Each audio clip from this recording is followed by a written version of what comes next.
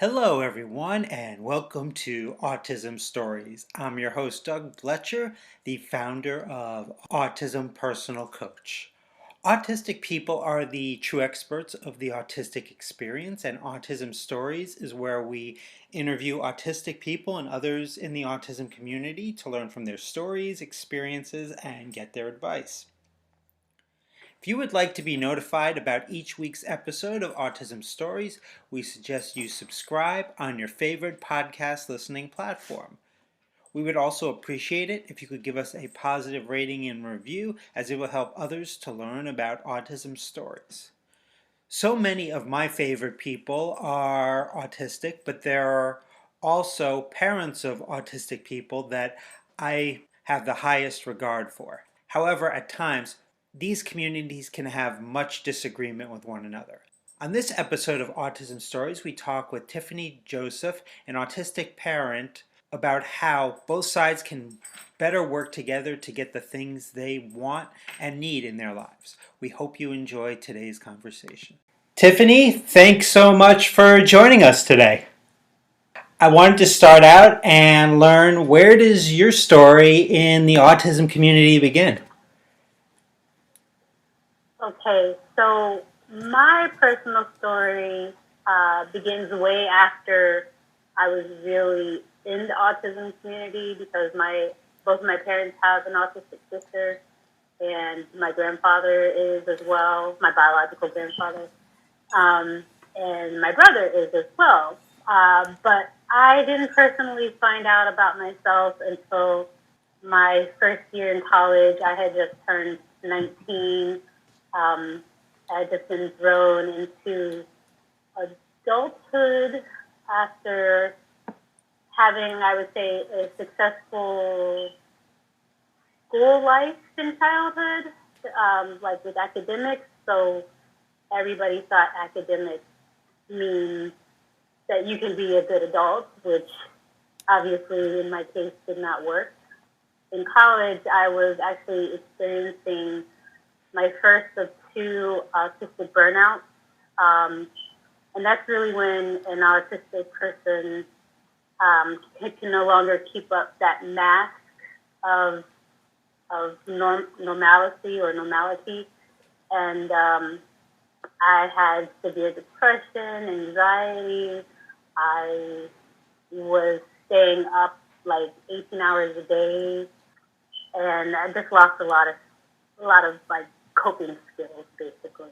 So I was sent to, I think, the psychology department or counseling or something, where after a few sessions I was told I had Asperger's amongst the depression and anxiety and things. But I didn't really understand, I didn't understand what that meant at the time. So the way it was put to me was that it just meant I was smart academically and maybe had some social awkwardness, which was like obvious to me. So I didn't looking it up or anything. Plus my depression was one more pressing issue at the time. So fast forward some years, and now I'm in my 30s. I'm going through what feels like the same kind of feeling, the burnout, losing skills, being like really depressed. And again, I was sent to the psychiatrist, psychologist, therapist, and it turned out that I was diagnosed with autism spectrum disorder. Now, this was different this time because I had young kids, and from some of the traits I was reading about, I noticed that, my oldest son had some of the traits, and then later down the line, my daughter was diagnosed in school with it. But it was just different because I was older, I was more mature, there was a lot more information this time, and I kind of had to be a little bit more knowledgeable because my kids were about to go through that process. Your Instagram account, Nigh Functioning Autism, is without a doubt one of my favorite accounts to follow. I was wondering for you, why was it so important for you to start your account on Instagram, which has developed into quite an impressive following. It was important for several reasons.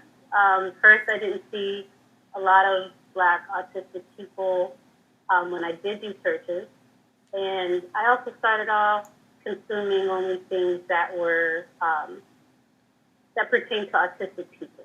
But when my kids were diagnosed, I realized many things that I assumed as an autistic person um, were not as cut and dry when you're the parent of an autistic child, which is um, vastly different.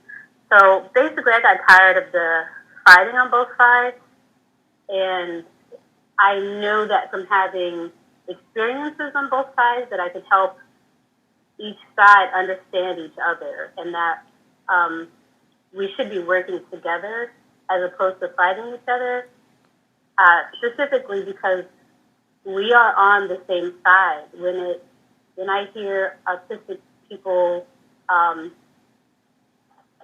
having struggles, and I hear parents having struggles, they're almost always the same struggles. But what it is it's the system that's not helping us. So I'm trying to get us all on one side to fight the system that is not working for us. So that's really what I feel when I came across Instagram and doing my account. Regarding parents who maybe have just had their child recently diagnosed, what advice would you give to them? There's two things. There's like the mindset kind of thing, and then there are the actionable items and steps they need to take. So first, I think the mindset is the most important part. Basically, I hear a lot of parents say they have regret about not not enjoying their children when they're little because they're always so worried about therapies. They're always so worried about getting the right school, potty training, this or that. There's just so much going on in the mind of a new parent. I think new parents should just stop, don't do any research for a couple of weeks, and just enjoy their kid's quirks, their traits, their sins. Observe their child. Don't try to rush around and have the perfect therapeutic circumstance or try to change your child in any way. I think there's a lot of pressure from other parents, from society in general, from the professionals, from schools. I would say just forget all about that and just enjoy your child, at least for like the first, I don't know, 3 or 4 months. You know, you'll see that your child was the same child before diagnosis. And I just want people to get out of that mindset that they have to continuously do more and rush around. That leaves the child in a way without a present parent, and we deserve to have present parents and parents that are not feeling guilty about everything and not rushing around trying to figure out what to do next, just like neurotypical kids and non-disabled kids do. We deserve that type of relaxed parent. So I think that would be the best thing as far as mindset goes. As far as actionable steps, I would say as soon as the kid's diagnosed to get on, just do the few waivers and look for grants, and that's about it. Get on the waivers and look for grants, and that's it. When kids are diagnosed, especially those that are maybe a little bit younger when they're diagnosed, they don't always know that they have been diagnosed on the spectrum. So I'm wondering, when do you think it would be a good time for parents to tell their child that they are autistic? I think the day they find out, they should probably start mentioning it. Now, I know with little kids, they're not going to understand. Some might not be able to communicate. that doesn't mean that child is not experiencing on the inside of their differences or starting to realize that they're different from other children, other adults. And you don't want your kids to be told by other kids or other adults or to overhear about their diagnosis. You want to be the first one to be there with the correct information, the accurate information. Let them know they may struggle with this because they're autistic, but they also have these strengths. And not a one-time conversation. So I know a lot of parents feel pressure about how they're going to tell their kids they're autistic, like they feel like they can get it wrong or right, when that's just not the case. You're going to talk to your kids about their autism for years to come. First of all, they're not going to remember the first time you said it if they're young. Second of all, their understanding is going to get wider and deeper as they start to realize their relationship with the rest of the earth, the rest of the people. And they're going to have more questions for you. And if they can't communicate, you should be trying to head those questions off at the pass, like before they start to get anxiety or feel bad about their diagnosis. You always want to be that person that talks about autism to them and do it in a way that's honest, but isn't gloom and doom at the same time. Now, being a parent takes a ton of effort and energy, especially when you have to deal with educational and medical systems that may not or definitely don't understand the needs of your child.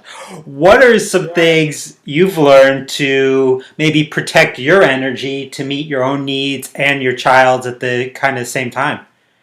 So this is one of the things I think I kind of have an advantage of already knowing that I'm autistic before having to deal with this stuff with my kids, is that I can kind of filter out what things are not going to work and what things are going to work.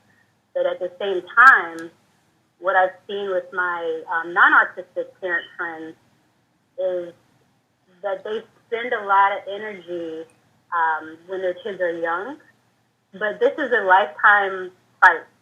You don't want to get worn out.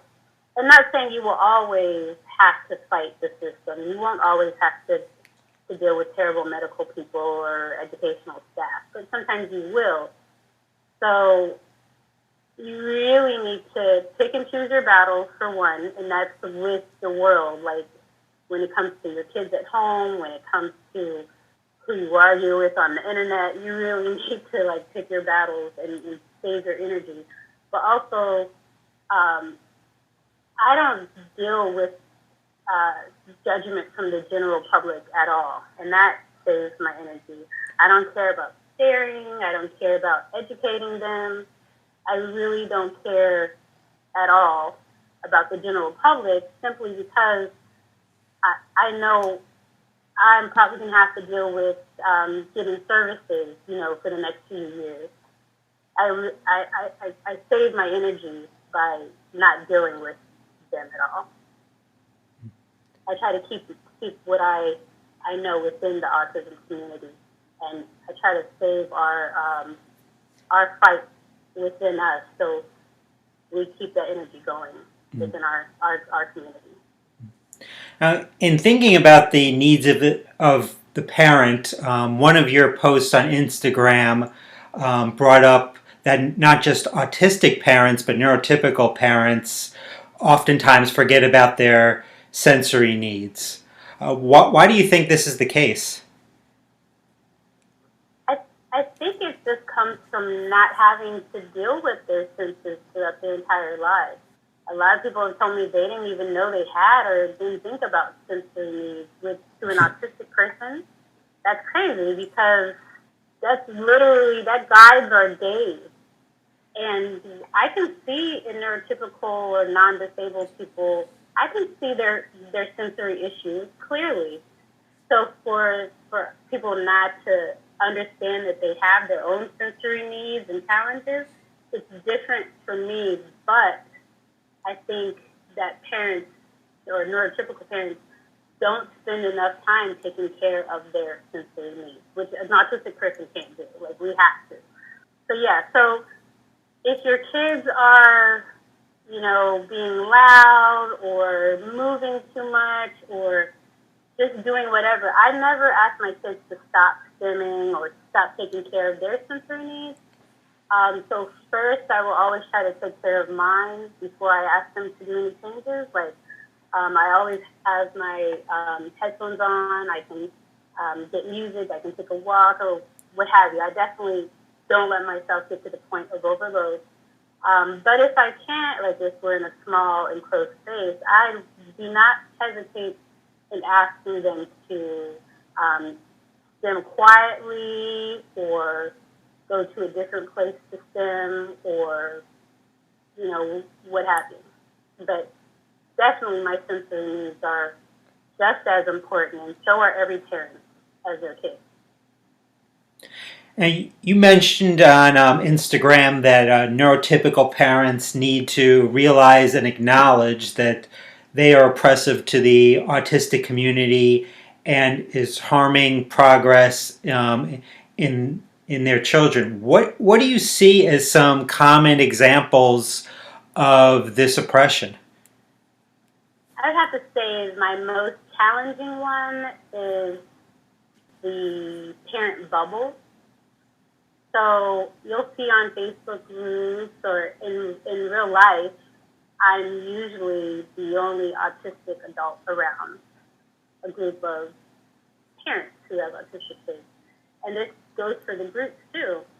And what I see that happens a lot is they'll give advice, they'll talk about things, but they don't listen to a different perspective.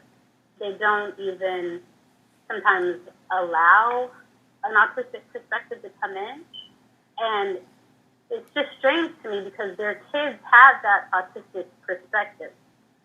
So I think if you're going to be with, if you're going to do anything for a group of people, you need to have at least 50% of those people in that group talking with you, so you can get perspectives from the inside.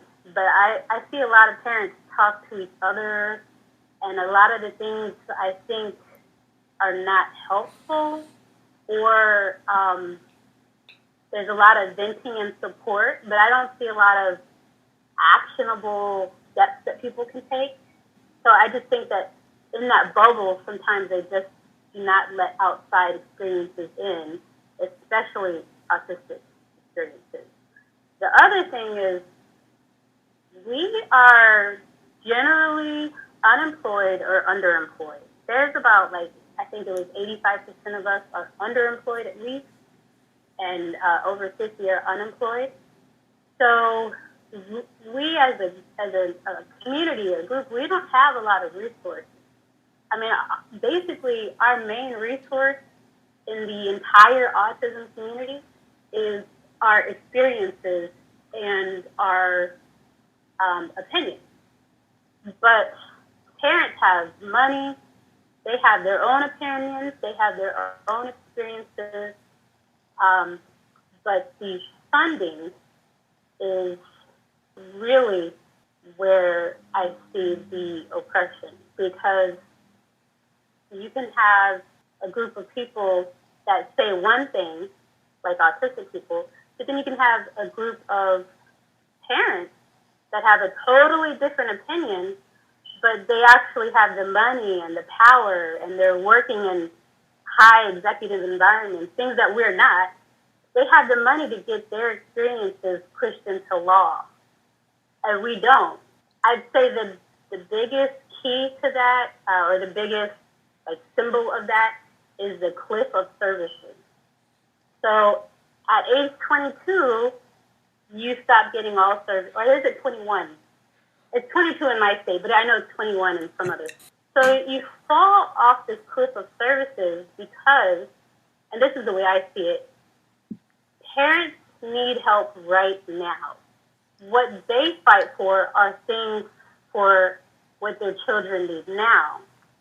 Well, by the time their child has turned 21, there are no services. No autistic adult can think about or cannot think about the services after that age. So what I think happened, and I'm not sure, this is just from what I've seen in the community for a few years, is that the parents fight for what they need now, and they get that because they have the voices, they have the funding. But if autistic people were running these organizations and these lobbying groups, there would be services forever.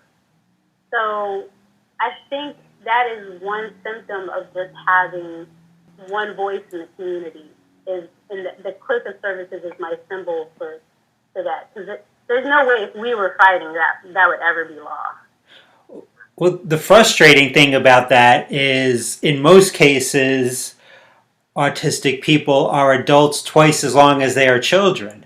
What about for parents that maybe they realize maybe I'm intentionally being ableist, maybe I'm doing something to harm my child?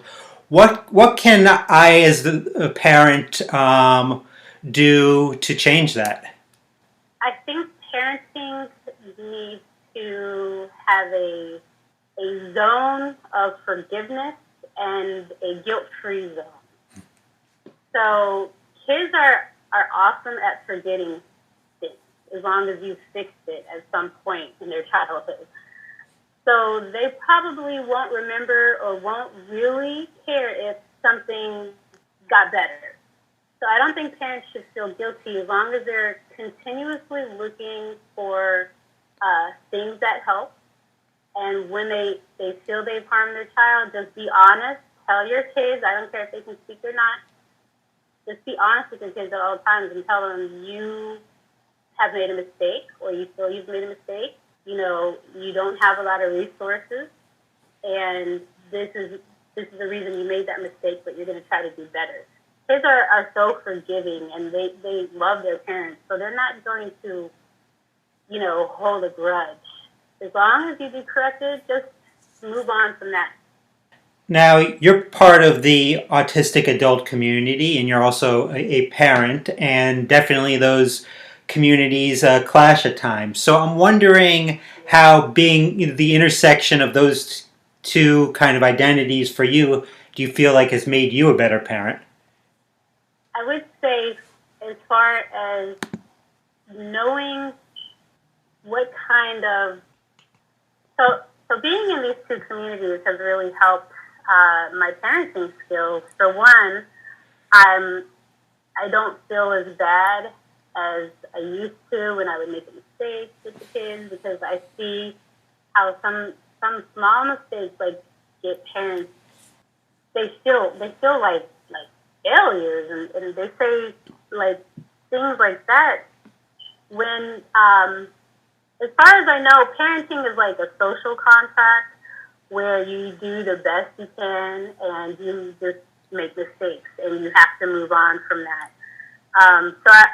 Seeing how some of these parents are destitute over what I feel are not huge things that their kids are going to be upset about has really made me a little bit more self-forgiving as a parent.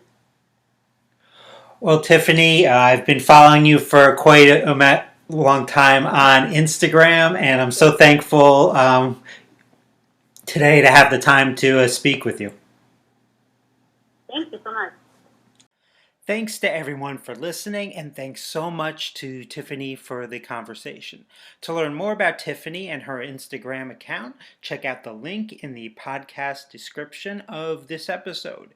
You can also find a link to book a free call to learn how Autism Personal Coach can help you to reduce your daily overwhelm and get the things you need and want in your life. So book a call with me today.